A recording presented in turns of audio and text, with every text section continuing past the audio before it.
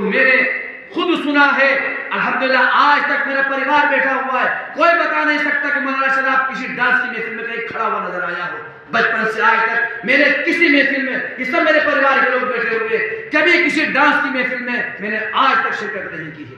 लेकिन मुझे मालूम है, आप लोग तस्दीक करेंगे ना, मैंने किसी भी महफिल के अंदर आज तक डांस की आज तक ना बैठा हूं, ना खड़ा हुआ हूं, ना दूर से आज तक मैंने महफिल देखी है। अल्हम्दुलिल्लाह सुम्मा अल्हम्दुलिल्लाह। इसी वजह से मेरी इमामत, मेरे साथ के लोग, मेरे मोहल्ले के लोग मुझे कबूल किया करते हैं। गलत जगह मुझे आज तक किसने नहीं देखा है।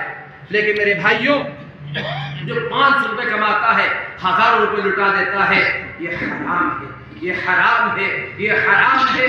उसकी माँ दवाई के वास्ते तड़पती हुई होती है, उसका बच्चा स्कूल की फीस के वास्ते तड़पता हुआ होता है, उसके बच्चे के पास स्कूल जाने के वास्ते अच्छा लिबास नहीं होता, उसकी बीवी के पास अच्छी महफिल में जाने के वास्ते लिबास नहीं होता, लेकिन वो गलत जगह पर पैसा लुटाता हुआ नजर आता है। याद रखो, अपना पैसा अपने औलाद पर खर्च करना ये इबादत है, अपना पैसा अपने वालिदैन पर खर्च करना ये इबादत है।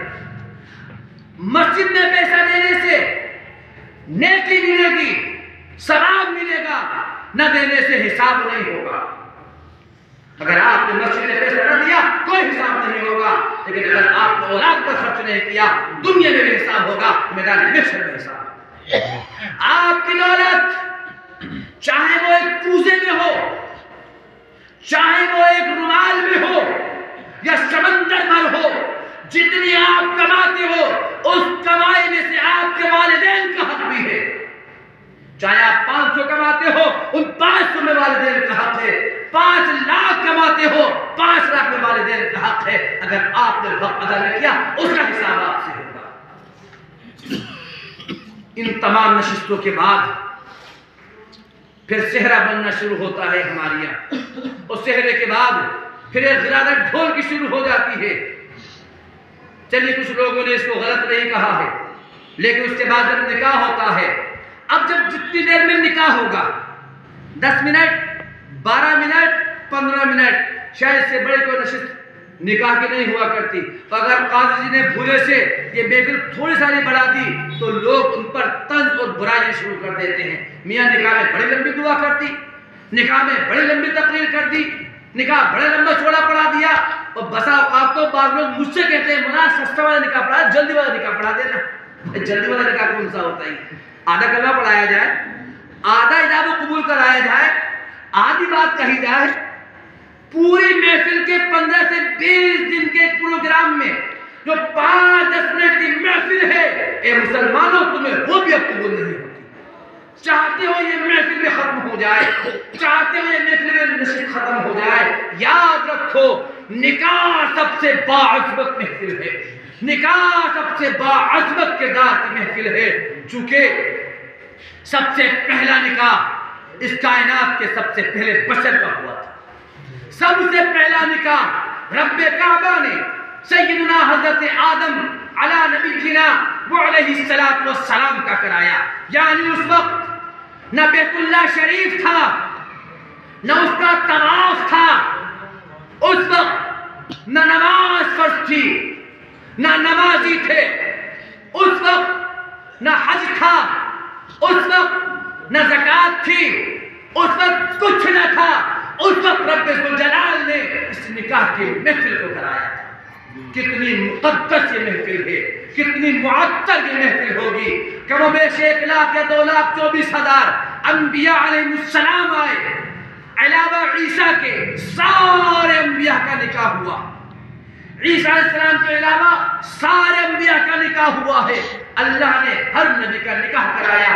ईसा रूहुल्लाह को खुदाए पाक ने आसमानों में उठा लिया, फिर क़यामत से पहले तशरीफ लाएंगे, और नबी बनकर नहीं, रसूल बनकर नहीं, प्यारे आका जनाब मोहम्मद रसूलुल्लाह की उम्मती बनकर आएंगे। और इस उम्मत में आने के बाद जब उनको 18 उम्मती की मिलेगी और उम्मती की लिस्ट में शामिल होंगे, रब्बी जुल जलाल फिर उनका निकाह कराएगा। क़यामत से पहले पहले हज़रत ईसा का निकाह भी होना है। इससे मालूम हुआ जिस सुन्नत को, जिस काम को रब्बे जुल जलाल ने सारे अंबिया पर रखा है, कितना मुअत्तर, कितना मुक़द्दस काम होगा। ये निकाह की महफिल हमें बता रही है, ये निकाह की अहमियत हमें बता रही है, कितनी शान की चीज ये निकाह है, कितनी मुअत्तर है। मेरे आका ने फरमाया अन-निकाह निस्फुल ईमान, निकाह ये तुम्हारा आधा ईमान है। वो ईमान जिसको तुमने इकरार किया था, तो इकरार करने के बाद तुम जहन्नमी से दोज़खी हो गए थे। तुम ईमान से पहले जहन्नम जाने वाले थे, और जैसे ही तुमने कहा ला इलाहा इल्लल्लाह मुहम्मदुर रसूलुल्लाह, जहन्नमी जन्नती से बदल गया, जन्नती हो गया वो। लेकिन आका फरमाते हैं ईमान कंप्लीट नहीं हुआ, ईमान मुकम्मल नहीं हुआ। ईमान कब पूरा हुआ? अन-निकाह निस्फुल ईमान, निकाह तुम्हारा आधा ईमान है। निकाह के वक्त में बसा औकात फातिमी मेहर बांध दिए जाए। फातिमी मेहर क्या है? पूरी शादी की नशिस्त में कहीं फातिमी किरदार नजर नहीं आता, कहीं नजर नहीं आएगा। जब निकाह की बारी आई और निकाह का वक्त आया, फातिमी मेहर बांधे जाए। याद रखो फातिमी मेहर 4.5 किलो चांदी के आसपास हुआ करती है।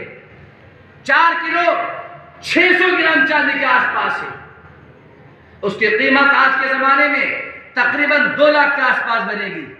ये फातिमी मेहर उस वक्त प्यारे आका अलैहिस्सलातु वस्सलाम ने मनसबे इमामत पर होने के बाद, मनसबे नबुव्वत होने के बाद मुकर्रर फरमाया था। जब फातिमा से इरशाद फरमाया फातिमा तुम्हारे 4.5 साल